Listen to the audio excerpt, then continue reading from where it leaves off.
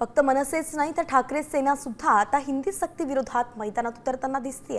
गुजरातमध्ये हिंदी सक्ती नाही, मग राज्यात का, असा सवाल केलाय खासदार संजय राऊतांनी। थेट राज्य सरकारला त्यांनी घेरलाय। हिंदी तिसरी भाषा म्हणून आम्हाला गरज नाही असंही त्यांनी म्हटलंय। तर मराठी शाळा बंद पाडल्या जात असल्याचा आरोपही संजय राऊतांनी केलाय।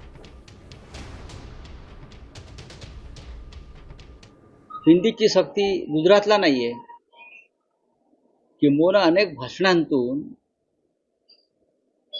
प्रधानमंत्री मोदी यांनी समोरच्या जनतेला विचारल्या, गुजराती जनतेला, की तुम्ही हिंदीची सक्ती सहन करणार आहात का?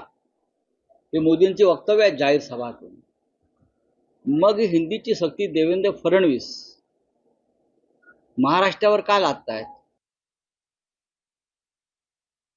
मुंबई सारख्या शहरामध्ये, महाराष्ट्राच्या राजधानीमध्ये मराठी शाळा बंद पाडल्या जात आहेत। पडत नाहीत, बंद पाडल्या जात आहेत। हे अतिक्रमण आहे।